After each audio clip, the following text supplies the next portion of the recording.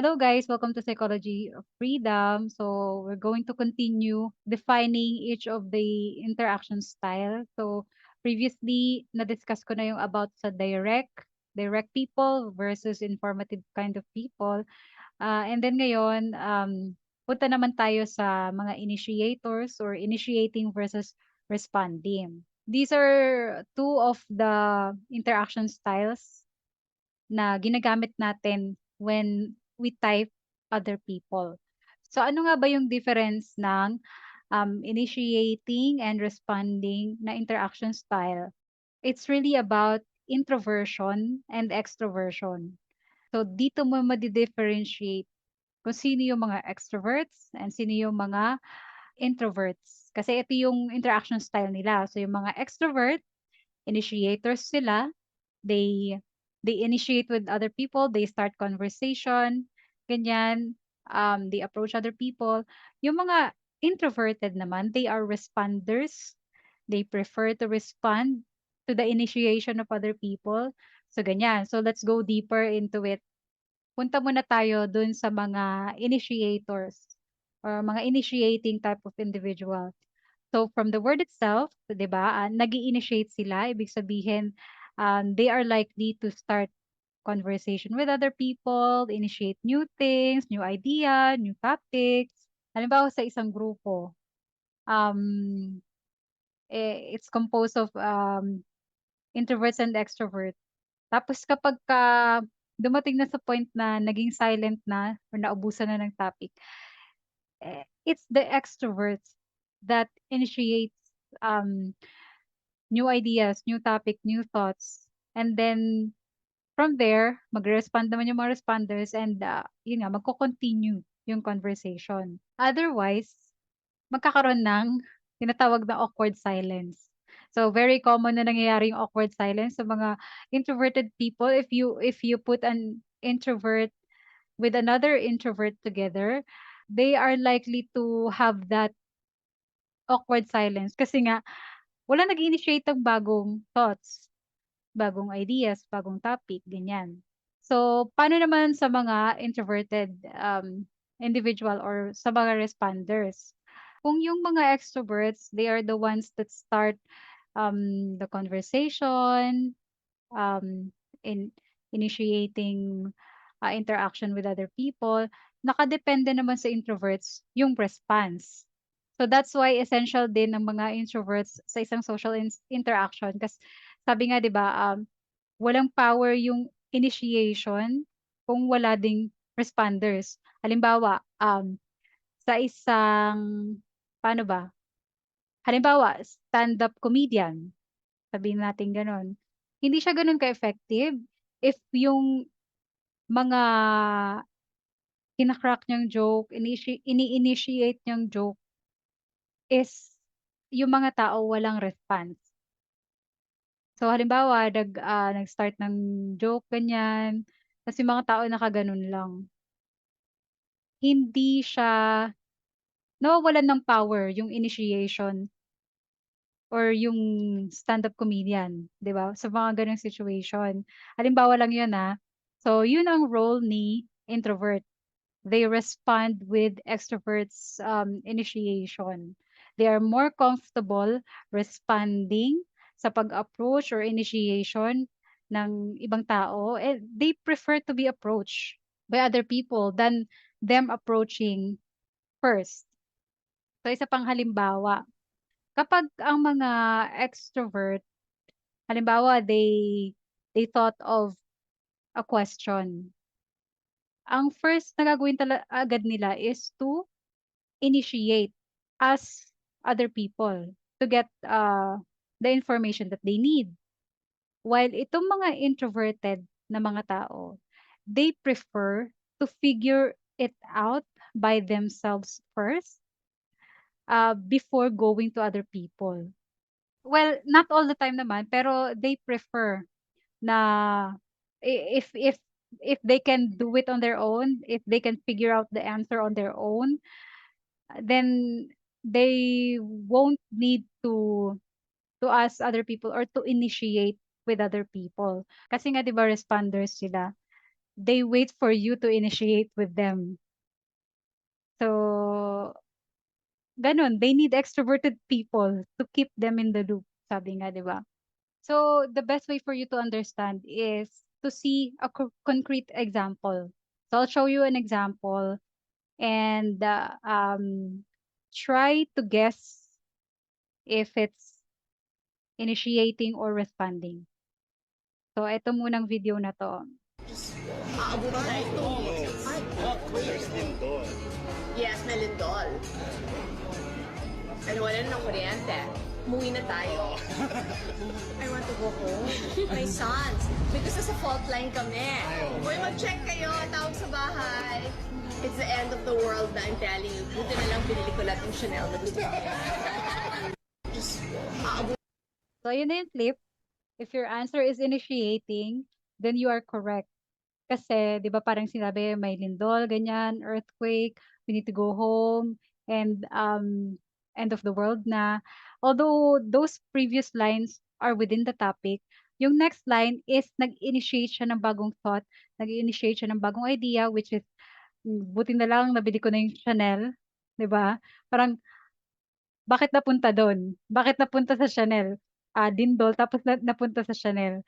So, that's how initiators work. They always initiate new thoughts, new topic, new idea. They keep it going because they are consistently initiating. That's why ang mga interviewers, it's more effective for them to be the extroverts kasi um, they initiate and initiate new things, new questions, ganyan. And also, yung mga extroverts, even if sila yung ini-interview kasi 'di ba 'pag ikaw yung ini-interview, you are in the position of being the responder or parang you are forced to become the responder. Yung mga extroverts, even if ini-interview sila, sometimes they still take over and actually reverses the role and start initiating, 'di ba? So, ganyan ang mga extroverts. So, eto pa, meron pa akong another example. I'll let you watch this naman. Tapos ano yung aabangan sa'yo dito sa Hiwaga? I mean, anong performance? How many performance yung aabangan sa'yo? Yun. Masayang performance. Magandang kanta.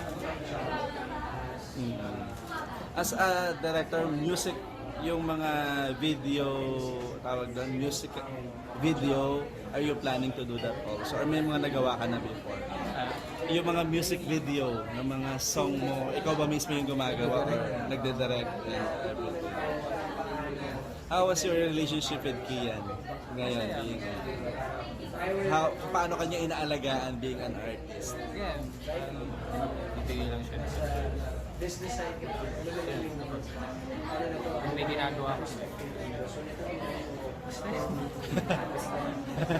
Sige, please invite them to watch itong be part ng UB Fair na mapapanood kayo. Kitahan ko kayo sa Hiwaga UP Fair. Feb 10, 2020. Thank you. Ayun, I'm pretty sure alam niyo na kung ano yung interaction style ni Unique, kung siya ba ay extrovert or introvert. So, makikita niyo 'di ba, dun sa pinakita kong clip, kung ano lang yung tanong sa kanya, nag-revolve lang around dun yung answer niya. He didn't initiate any new parang outside of that topic, hindi siya nag-initiate ng any new thought, any new, ano ba, idea or he basically just responded to the questions. Although minsan yung mga introvert, they can say a lot of things, pero it always revolves around the question. So, ganyan. So, sabi ko nga 'di ba, yung mga extroverted sometimes, even if sila yung in-interview, they reverse the role and become the interviewer or ano, initiates. Kasi driver sila ng conversation, eh. Yung mga introverts hindi sila yung nagda-drive ng conversation. So, 'yan. So, let's go deeper into what introversion or extroversion means. Being an extrovert doesn't necessarily mean na sila agad yung life of the party, sobrang loud nila. Although sometimes you see extroverts who are like that, or who are parang who serves as the life of the party. But one more definition to what extroversion means, aside from being initiators, is that kailangan nilang makipag-socialize, socialize, or kailangan nilang makipag-interact sa ibang tao to be able to recharge, their mental energy. Kaya nga, sabi nga ni C.S. Joseph, kaya siya sinabing extroversion kasi they need extra. They need extra human beings, they need extra stimulation to be able to recharge and to become productive again. So, ano namang mangyayari if you put them in solitude, or uh, gawin mo silang mag-isa for a long time, or you force them to become introvert for a long time, yung wala masyadong stimulation and they are alone, hindi sila magta-thrive sa gano'ng environment. Hindi nila masyadong kakayanin yung gano'n. They are forced to be introverted uh, for a long period of time. Kasi made-drain sila. They're going to be mentally exhausted. Meron akong mga kilalang tao na during the lockdown, these are extroverted people ha. During the lockdown, they are forced to be alone. And 'di ba yung lockdown sobrang haba nun, 'di ba? Um, may mga kilala ko extrovert na na-depress during those times. Kasi nga hindi sila makapag-initiate sa tao, ah, they need that extra stimulation and they need extra people, 'di ba? Otherwise, may empty talaga yung battery nila, and they can even suffer from depression pagka gano'n yung nangyari. So, do'n naman tayo sa mga introverts. Introversion doesn't necessarily mean shy, or someone who doesn't talk, or someone who is a loner. But syempre, you see introverted people um, who have those same qualities, but it doesn't necessarily, it's not necessarily synonymous to being shy, or being a loner, or being quiet. So, kung yung mga extrovert nare-recharge yung mental energy nila, or yung battery nila when they are around other people, or when there's a lot of stimulation around them, ito namang mga introverted people, they are recharged when they have alone time. So, ibig sabihin, 'pag matagal na silang nakikipag-interact, nakikipag-socialize sa ibang tao, dun naman sila nade-drain. So, opposite ng mga extrovert, na na-e-exhaust sila mentally, nade-drain sila mentally. Hindi naman sa ayaw ng mga extroverts makipag-socialize or makipag-interact, it's just that yung prolonged interaction, nauubusan talaga sila ng energy. And syempre 'pag wala ka ng energy, you're not productive. That's why yung mga, introverts, after a long period of interacting with other people, they need alone time to be able to recharge. It doesn't mean naman na porket extrovert, hindi na kayang mag-alone time, hindi na kaya ng quietude, hindi na kaya ng, parang mga introverted activities. It's just that if it's prolonged, yun yung mahirap para sa kanila. And it doesn't mean naman pagka-introvert hindi na kayang makipag-socialize, or hindi na kayang makipag-interact. It's just that, pagka prolonged na yung social interaction, um, they really need to get out to recharge. So na-mention ko kanina 'di ba, introverted activity. So ano ba yung mga extroverted and introverted activities? So punta muna tayo sa extroverted activities. Siyempre alam na 'to ng lahat, extroversion, um, anywhere na interact ka with three people, three or more. That's an extroverted situation, extroverted type of interaction. Three or more people, whether that's group meetings, gatherings, party or something. Ano naman yung mga introverted activities? Ang introverted activity or situation is yung mga situation wherein alone ka. Halimbawa, reading a book, watching a movie, taking an exam, and also If you're on one interaction with another human being, that's also an introverted interaction.